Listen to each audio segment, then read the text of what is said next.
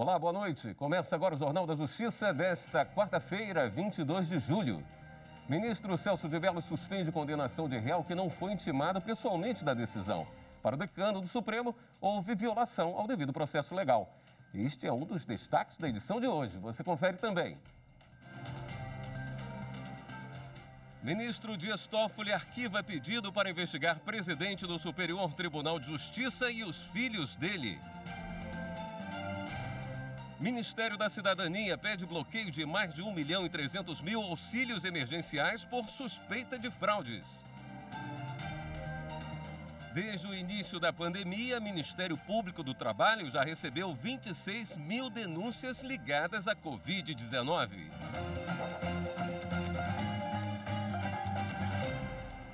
O presidente do Supremo Tribunal Federal arquivou um pedido para investigar crimes de corrupção atribuídos ao presidente do Superior Tribunal de Justiça e a advogados, filhos do ministro João Otávio de Noronha. O pedido foi feito ao Supremo pelo advogado Carlos Alexandre Clonfaz. O advogado pedia apuração sobre o favorecimento de cartórios na ordem de bilhões de reais em ações no Superior Tribunal de Justiça. O advogado alega que houve aumento da participação dos filhos do presidente do STJ em ações penais na corte, depois que ele foi eleito presidente do tribunal. O autor da ação queria que o STF encaminhasse o pedido à Procuradoria-Geral da República para avaliação, já que compete apenas à PGR solicitar formalmente à corte a abertura de inquérito caso encontre indícios de crime. O presidente do Supremo Tribunal Federal decidiu arquivar o pedido porque faltavam documentos que comprovassem as acusações. Dias Toffoli argumentou ainda que a ação se baseia apenas em matéria jornalística. O presidente da Suprema Corte apenas mandou intimar a PGR para comunicar a decisão sem pedir um parecer, como de praxe. O ministro Celso de Mello suspendeu a condenação de um homem acusado de peculato que não foi intimado pessoalmente da decisão que o condenou. Esse é o tema do comentário de hoje da nossa consultora jurídica, Karina Zuccolotto.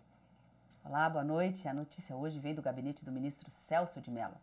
O ministro Celso de Mello, em sede de medida cautelar, deferiu a ordem em um habeas corpus para determinar a suspensão do cumprimento da pena por um réu condenado em segunda instância pelo Tribunal de Justiça de Santa Catarina por peculato, em razão dele não ter sido intimado pessoalmente dessa decisão condenatória. Apesar do Código de Processo Civil determinar que essas decisões de segunda instância ou instâncias superiores, as intimações sejam feitas apenas pela imprensa oficial, o ministro Celso de Mello disse que há peculiaridades no caso para se suspender os efeitos dessa decisão em razão da intimação feita apenas pela imprensa oficial. Em primeira instância, o réu foi assistido durante todo o processo pela Defensoria Pública e veio a ser absolvido em primeiro grau. Contra essa decisão absolutória, o Ministério Público interpôs recurso de apelação que, no Tribunal de Justiça, em segunda instância, acabou sendo deferida, dado provimento a essa apelação e ele veio a ser condenado pelo crime de peculato. Só que essa decisão foi publicada apenas na imprensa oficial e o réu não foi intimado pessoalmente para decidir se queria ou não recorrer da decisão. Logo em seguida veio a certidão do trânsito em julgado, ou seja, não se cabe mais recurso daquela decisão condenatória. Na decisão hoje do ministro Celso de Mello, ele entendeu, a princípio, e até que se julgue definitivamente o mérito desse habeas corpus, que foram violados direitos fundamentais deste réu relativos ao devido processo legal, já que a ele não teria sido dado o direito do exercício pleno do contraditório da ampla defesa, corolários que são desse devido processo legal em razão dessa intimação ter sido feita apenas pela imprensa. Então nós temos a seguinte situação: absolvido em primeira instância, condenado em segunda instância, intimação pela imprensa oficial, violação do devido processo legal. Em razão dessa fundamentação e com base inclusive em tratados e convenções de direitos humanos, o ministro determinou a suspensão do cumprimento da pena, a suspensão da eficácia também da certidão do trânsito em julgado e determinou a imediata liberdade do paciente, caso ele não esteja preso por outro motivo. Essa foi a decisão do ministro Celso de Mello e outras decisões você acompanha tudinho aqui na TV Justiça. O presidente do Supremo Tribunal Federal, ministro Dias Toffoli, suspendeu o julgamento de apelações que envolvem demarcação de terras indígenas nos municípios de Guaíra e Terra Roxa, no Paraná. Ele atendeu a pedido de comunidade indígena e questionou a inclusão dos recursos na pauta de hoje do Tribunal Regional Federal da 4ª Região. De acordo com o presidente do STF, a marcação do julgamento desrespeita a decisão do ministro Edson Fachin, que suspendeu nacionalmente todos os processos sobre demarcações enquanto durar a pandemia. O Ministério Público, a Polícia Federal, a Caixa Econômica e o Ministério da Cidadania definiram estratégias para investigar fraudes no pagamento do auxílio emergencial. Somente o Ministério da Cidadania enviou à Caixa mais de 1.300.000 CPFs para bloqueio.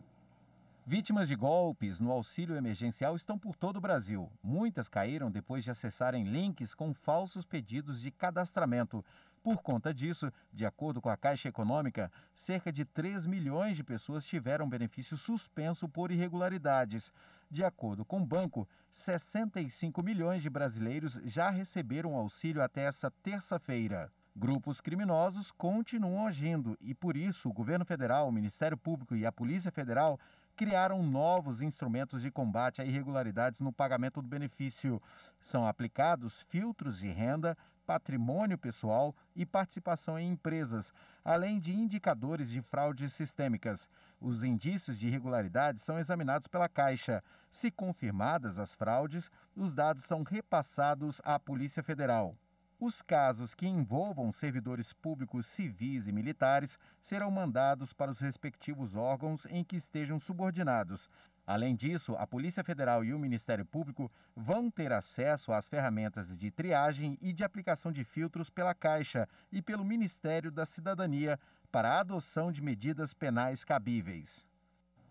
Sobre esse assunto, eu converso agora com o subprocurador-geral da República, Carlos Frederico Santos, coordenador da Câmara Criminal do Ministério Público Federal. Boa noite, doutor Carlos.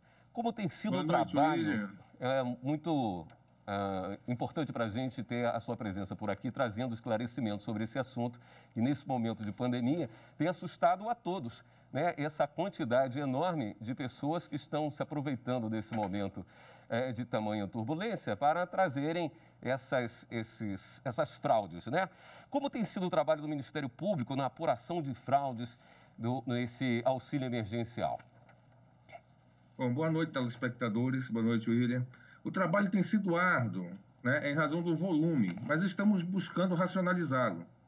Basta ver os números de fraudes por meio de processos de contestação, que já ultrapassam os 150 mil. Nós temos que ter em mente o seguinte: nem todos os processos que não resultam em pagamento não quer dizer que estejam ocorrendo fraudes. Então, nós estamos buscando racionalizar essa situação de forma que viabilize as investigações. Hoje em dia, por exemplo, com 150 mil fraudes que nós já temos mais ou menos detectado, é impossível instaurar 155 mil inquéritos policiais para apurar esses fatos. Por quê? Se você comparar o que tem hoje na Polícia Federal, a Polícia Federal tem hoje em torno de 85 mil processos, quer dizer, seria praticamente o dobro do que já tem hoje a Polícia Federal. Então, nós resolvemos estabelecer estratégias a respeito disso, para que possamos agir de forma coordenada. O que muda com essa estratégia, doutor Carlos, dessa ação conjunta da Polícia Federal, Ministério da Cidadania, Caixa Econômica? O que buscamos, William, é exatamente o que tem de melhor cada órgão, né? E agirmos de formas sincronizadas. Vamos dizer o seguinte: hoje, a estratégia nós podemos partir que os procuradores que estão lá na ponta, que estão nos estados, eles podem avaliar aquilo que vale a pena ser investigado, vamos dizer assim. E aquilo que talvez ele não encontre de imediato uma solução, ele remete para nós, ou remete para a Caixa Econômica Federal. A Caixa Econômica Federal vai avaliar, em termos de contestação, esses fatos. E vai remeter para o Ministério da Cidadania, que tem os instrumentos disponíveis para verificar se houve fraude ou não. Isso, quando retornar para nós, pode retornar para a Polícia Federal num Banco Nacional, que aí sim, aí nós vamos trabalhar em torno desses focos de maneira massiva, com visão de crimes praticados por organização criminosa. E é isso que nós pretendemos detectar.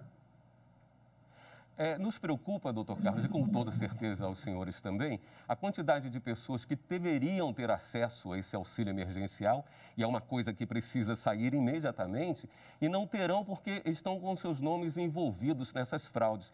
Como essas pessoas devem proceder para conseguir obter esse auxílio e não estar envolvida por ter sido colocado por terceiros nesse tipo de problema? Tem acontecido alguns casos realmente que as pessoas têm seu CPF usado, né? Esse CPF utilizado.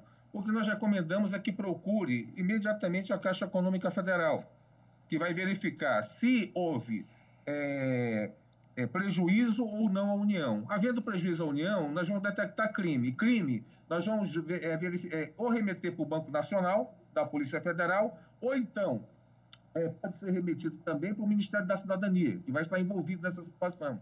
E aí nós vamos tentar detectar, né, quem está por trás dessas ações todas, porque são milhares e milhares de casos. Isso, logicamente, não está ocorrendo de forma isolada, para podermos exatamente investigar esse assunto como crime de massa. Existe A importância é exatamente essa. Certo. Existe alguma coisa que a pessoa pode fazer para se precaver? Olha, para se precaver fica difícil, né? Precaver, não dê seu CPF para ninguém, né? Não peça informações de terceiros. Se for pedir informação, vá direto à Caixa Econômica Federal pedir essa informação. Esse é o melhor procedimento que tem hoje em dia para não ter seu CPF usado ou não ter seu nome utilizado. Nós vamos fazer filtragens a respeito disso, né? Vamos colocar, por exemplo, filtragens por renda, filtragens por patrimônio pessoal, filtragens por participação de empresa, de beneficiários, por pessoas politicamente expostas, e aí nós poderemos detectar realmente quem está patrocinando, né, esses atos que prejudicam as pessoas que necessitam do auxílio emergencial. E aí nós vamos tomar as providências criminais contra essas pessoas. Qual é o grande desafio, doutor? É a agilidade que todo o processo exige? Exatamente. O grande desafio agora é nós partirmos, já que nós conseguimos entabular uma ação conjunta, nós agirmos imediatamente para que as pessoas não fiquem prejudicadas com o recebimento do auxílio emergencial nessa época de pandemia, que é um auxílio que várias pessoas necessitam realmente, né, e que tem que receber. Isso é fato. Agora, a nossa parte que nós estamos fazendo, dentro do Ministério Público, no âmbito da Câmara Criminal, é exatamente verificar a ocorrência de crime, né? Em outra perspectiva, poderá haver outras ações de outros órgãos a respeito da percepção do auxílio por essas pessoas. Muito obrigado pelos esclarecimentos, procurador Carlos Frederico Santos, coordenador da Câmara Criminal do Ministério Público Federal. Uma boa noite ao senhor. Boa noite, eu que agradeço. E a seguir, o Ministério Público Federal firma acordo para combater disseminação de notícias falsas nas eleições de 2020. Voltamos já.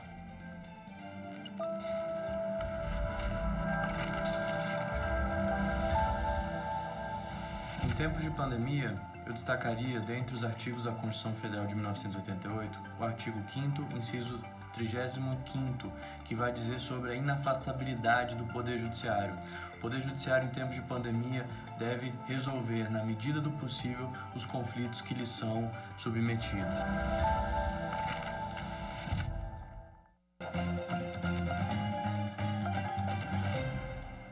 O Corregedor Nacional de Justiça, ministro Humberto Martins, determinou que o presidente do Tribunal de Justiça de São Paulo, desembargador Geraldo Francisco Pinheiro, informe à Corregedoria todos os procedimentos de natureza apuratória e disciplinar em andamento e arquivados que foram instaurados contra o desembargador Eduardo Almeida Prado Rocha de Siqueira. A Corregedoria do CNJ instaurou o pedido de providências contra o desembargador Eduardo Siqueira para apurar suposta falta disciplinar, quando, ao ser abordado por guardas civis municipais por não estar usando máscara de proteção contra a Covid-19, rasgou multa aplicada e chamou um deles de analfabeto. Para identificar e combater as chamadas fake news durante as eleições deste ano, o Ministério Público Federal fechou uma parceria com a SaferNet, uma organização sem fins lucrativos especializada em monitorar notícias falsas criadas no Brasil e no mundo. Mais informações com Márcio Fontinelli. O convênio foi uma iniciativa do Ministério Público Eleitoral que tem adotado medidas para garantir que as eleições deste ano sejam mais seguras e transparentes. Na parceria assinada com a SaferNet Brasil, cada Procuradoria Regional Eleitoral vai indicar 2 servidores ou membros do MPF para terem acesso online ao conteúdo da base de dados da Central Nacional de Denúncias de Crimes Cibernéticos. Fundada em 2005, a SaferNet é uma organização sem fins lucrativos e não tem nenhum vínculo político. Entre 2006 e 2020, a entidade recebeu e processou mais de 4 milhões de denúncias anônimas, envolvendo quase 800 mil páginas na internet. Vale lembrar que criar ou repassar notícias falsas, principalmente quando atacam a honra ou a imagem de um candidato ou partido político, é crime e pode render pena de até 4 anos de prisão. Por causa da pandemia do novo coronavírus, o presidente do Superior Tribunal de Justiça, ministro João Otávio de Noronha, mantém criança com casal que quer regularizar a adoção. O Ministério Público do Rio Grande do Sul ajuizou a ação para tirar a criança do casal por encontrar indícios de adoção irregular e falsidade no registro de paternidade. Um exame de DNA foi feito e mostrou que os 2 não eram os pais do bebê que nasceu em fevereiro deste ano. O juízo de primeiro grau determinou, então, o recolhimento da criança a um abrigo institucional. A decisão foi mantida pelo Tribunal de Justiça. Ao STJ, o casal alegou que o resultado do exame genético não invalida a paternidade afetiva, que já estaria consolidada, e defendeu que, por causa da Covid-19, a criança se encontrava protegida em isolamento domiciliar. O presidente do STJ, ministro João Otávio de Noronha, entendeu que, apesar das supostas ilegalidades cometidas no registro de nascimento e na forma de adoção efetivada, o cuidado com o bebê e o interesse do casal em adotar são motivos suficientes para reverter em caráter cautelar e provisório a decisão de recolhimento. Para ele, a condução da criança a abrigo, quando ela possui lar e família que a deseja, constitui violência maior do que a fraude cometida contra a lista de pretendentes à adoção e que, em razão da pandemia do novo coronavírus, o interesse da criança estará mais bem resguardado. A medida vale até o julgamento do mérito do habeas corpus, onde o casal pede para permanecer com a criança enquanto tenta regularizar a adoção. O relator na 4ª turma será o ministro Raul Araújo.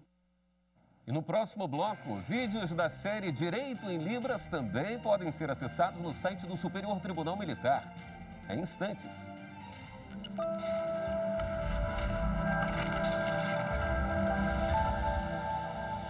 O artigo 4º da Constituição de 88 introduz ineditamente os princípios a reger o Brasil no âmbito internacional.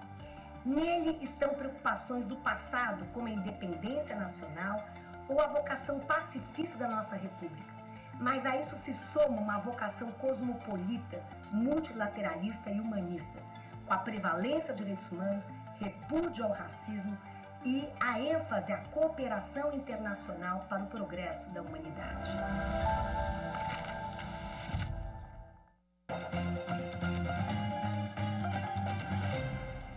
O ministro Luiz Roberto Barroso designou a conselheira Maria Tereza Uli Gomes, do Conselho Nacional de Justiça, a um observador do gabinete dele para acompanhar os debates entre líderes indígenas e o governo federal sobre como conter a pandemia da Covid-19 nas aldeias. Relator do caso no STF, o ministro determinou que as reuniões sejam feitas por meio de plataforma adequada, com imagem e som disponibilizados a todos os participantes. O ministro atendeu o pedido feito pela Articulação dos Povos Indígenas do Brasil e mais 6 partidos políticos. O Ministério Público do Trabalho recebeu mais de 26 mil denúncias desde o começo da pandemia de coronavírus. As irregularidades vão desde a demissão de empregados em massa sem negociação coletiva até o excesso de trabalho, mesmo com a redução da jornada. Por causa da pandemia, esta rede de churrascarias demitiu empregados em massa em Brasília e no Rio de Janeiro sem a negociação coletiva prévia, como manda a lei. Só na capital fluminense, 112 funcionários da churrascaria foram mandados embora sem o pagamento de verbas rescisórias. Essa é uma das milhares de denúncias que foram parar no Ministério Público do Trabalho. Desde março, o MPT recebeu mais de 26 mil ocorrências relacionadas ao novo coronavírus. Os casos envolvem, por exemplo, frigoríficos, empresas de telemarketing, construtoras, hospitais, bancos, mineradoras, aplicativos de transporte e de entrega. O Ministério Público do Trabalho ajuizou 222 ações civis públicas e abriu quase 6 mil inquéritos. A procuradora do Trabalho, Isabela Miranda, cita uma fraude cada vez mais comum, que envolve a suspensão do contrato de trabalho, permitida agora na pandemia. Trabalhadores que estão com contrato de trabalho suspenso, mas permanecem exercendo atividades em home office ou no próprio local de trabalho.